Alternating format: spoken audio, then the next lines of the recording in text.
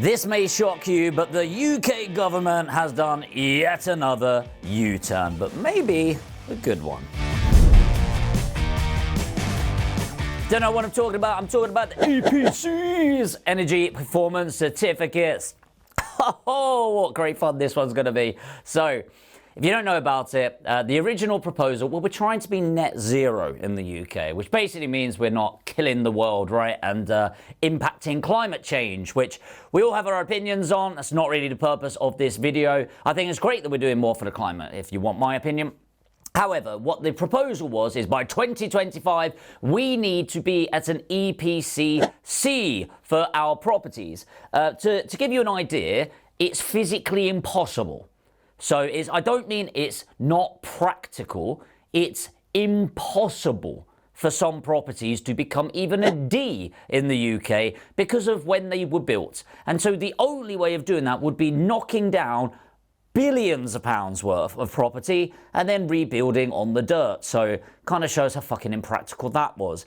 Then they had a little bit of logic and they thought they'll give it a few more years by 2028, all right? So in this video, I'm going to break down what it currently is, what's happened, what's going to be the implications of it, and I'll share my opinion and you're welcome to it at the end of this video. So the main man, Rishi Sunak, in the 20th of September 2023, so hopefully this video goes up pretty soon after that, made an announcement about a few different changes around boilers. They made a boiler scrapping scheme, by the way, i.e. we need to get rid of all our boilers.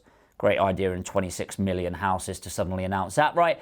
And of course, the EPC changes. And he brought this up, saying about the dramatic impact. And by the way, let me tell you about what that did and why I think it's so stupid in the first place. It's important you understand the economics of this because I'm not bashing the idea of improving our homes. We should have a minimum standard as landlords. But please listen in, even if you're a renter, by the way, because it would have negatively impacted you.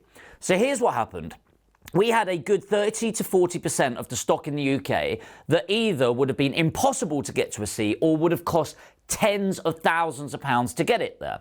So think logically, at what point does a landlord go, I can't be bothered with this game anymore and I'm going to sell off my property? And in fact, thousands and thousands and thousands and thousands of landlords sold off their property. Now, I took advantage of that, if I'm completely honest with you, because I never believed for a second this would actually happen. And this is the first part of that.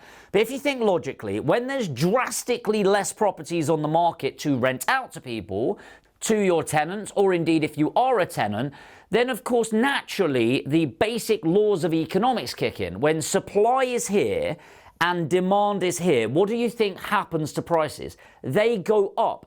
And that's only the initial part of it, guys. Because then, naturally, like any investment, and you might have the opinion that property should never be an investment, well, welcome to capitalism, okay? So what's going to happen is if the owner of the property now needs to spend tens of thousands, who do you think is ultimately going to have to pay for that? The tenants, right? So it was never really a good idea. So what's happened now in the most recent update? Well, the most recent update by Rishi is that actually he's kind of got this opinion that, yes, we want to be moving towards improving the environment, not impacting climate change as much, but we don't want to bankrupt the whole of the UK in the meantime. And in case you don't know, the UK specifically, which is different from a lot of the world, a lot of our economy is based on the UK housing supply and the UK property market. So when we impact property too much, it has a massive impact on our GDP, our gross domestic product, i.e. the revenue of the country. So the current proposal is to completely scrap it. And instead of suddenly going, right, we're just going to rip it apart, is what they're doing is incentivizing landlords. And you might think, oh, great, give them a break. No, if you're a landlord, you'll understand the pain that it was causing and was likely to cause. If you're a tenant, I promise this benefits you.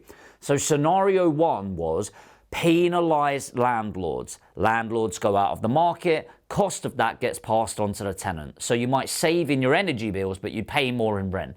Whereas the idea of incentivising landlords to have more ergonomic and economic homes when it comes to the environment, that means they're getting funding to make it a better property overall. It's not scaring off the landlords, and of course then the cost isn't getting passed on to renters. So everyone wins in that example, in my opinion and in theory. So then you've also got the boiler scrap scheme. So what does that mean? Well, they were going to go in, you need to scrap your boilers by this, and have fuel pumps, heat pumps, right? Now, they're only looking at that, at worst, by 2035, and they are increasing government grants of up to 50%, which could be equal to £7,500, which again is massive. This is the thing, guys, that actually, I don't like having political views, but I'm not a fan of governments that penalise businesses. Like, we are the backbone of the economy. Like, factually, small businesses are the UK economy. And so when you're doing things that's going to be to the detriment of them, you're scaring people off. But when you incentivise and your benefits are aligned to everyone, it creates a win-win solution, which I'll go through my honest opinion of this in a moment. But not all people, as you can imagine, are feeling positive about this. So I'll read some of these out for you guys. So there's Zach Goldsmith here, and he said his short stint as PM will be remembered as the moment the UK turned its back on the world and on future generations. A moment of shame.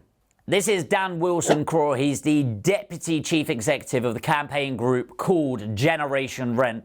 He said, the announcement will leave millions of renters in inefficient homes with bills they can't afford. And then he wrote, this would be a terrible move with 1 in 4 private renters who are already living in fuel poverty. So what are some investors' opinions and landlords' associations? I think it's really interesting, actually, because when we're looking at this, sometimes it can feel like the us and them, like, we're landlords, you're renters, you don't understand our problems, you don't understand our problems. And I always find it a little bit silly, really, because most landlords, well, I'm a landlord of quite a lot of property now. I rented for years. I understand the frustrations, and ironically, it probably makes me a great landlord today. I like to think anyway. But I promise you, this is not about working against each other. It's finding a path that we both want to go down. We need to have these crucial conversations. So there's a lot of people here, say, for example, the NRLA, the National Residential Landlord Association, essentially saying that, look, we all want to see improvements to the efficiency of these homes in the UK, but we need to be really careful and not damaging the supply of rental properties. And if you're a renter, you probably noticed the last 6 months rent skyrocketing. Believe it or not, it's not actually landlords trying to just, I'll get more money. It's just because the cost implications of this are pretty huge. So most of the investment sector are really positive about this change, but it has to be said that there are some people saying, well, too little too late, actually. You know, the landlords that chose to stay in the game actually have already spent thousands and thousands and thousands improving to an EPC. And if you've got, say that costs you an average of $5,000 per property, and you've got 10, 20 properties, that's 50 to 100,000. So I would fully expect there to be some frustrations. So pros and cons of this for sure. There's going to be an impact. There's going to be some upset people, but what's my opinion? My opinion, honestly, is it's fucking brilliant. I honestly, when I see things like, who was it that said it? Let me go back to my notes here, guys, and see it. Who was it? Zach Goldsmith. What a fucking stupid thing to say. Absolutely. Shoot, I wonder what his plans are for the next election, eh? His short stint as PM will be remembered as the moment the UK turned it back on the world. Fuck off. Like, honestly, I don't like talking about politics because I don't think, honestly, my only view on politicians is they're all wankers and they're all liars, all right? And honestly, if I ever vote, it's voting for the least worst person I can get in. And that's honestly not even their fault. It's the way the model is created. That's all you're getting from me, all right? Now, I don't think that guy's an idiot. I think what he's saying is really stupid. I think the problem with people that have these views, so say you're pro, I don't know what you'd call it, sorry, but pro climate change. You're trying to protect the climate. I think that's amazing. I think we should all have that mindset. I think sometimes people can be so extreme on climate change. You know, we've only got one Earth, all of that, which I completely agree with, that you forget all of the practicalities outside of that. Now, hopefully, if you're one of those, you're open enough to hear me out here. I am not saying we shouldn't be doing everything to drive forward that net zero commitment, 100%.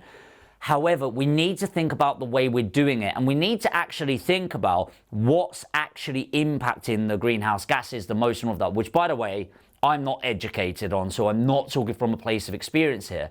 But I think this is an amazing move because, yes, I want to save the environment, but I don't want to cripple the UK economy in the meantime. And the impact that this has on the economy is not small. It's not like man, I'm only making £200 a month on my profits now. It's not. It's thousands. It's people selling off their properties on scale. It's people needing to rent on scale. The price is going up crazy for renters. So, yes, it's not ideal if you spent the money already. Yes, it's a short-term reprieve for us, but it is important to understand that the next general election is coming up in January the 28th, 2025, I think it was. So, honestly, my only hope that whoever gets voted in, they don't reverse this. Instead, I think they still drive for this becoming a reality, but number one, they look at the practicalities that a lot of the UK property stock physically is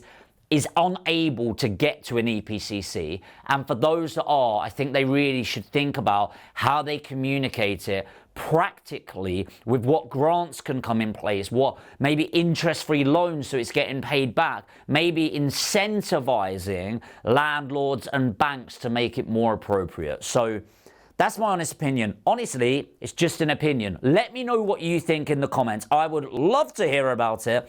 And even if it's a different one for me, I like to have a conversation. You know, you don't need to be insulting, it's just having a dialect. If you did get value from this, hit the like button. And if you want to be up to date, this is the place to be on everything UK property. Make sure to hit the subscribe and the notification bell. And hey, if you now think this is the best news you've been waiting for, and maybe you want to invest in property right now, put APG in the comments and I might be able to help you build your portfolio.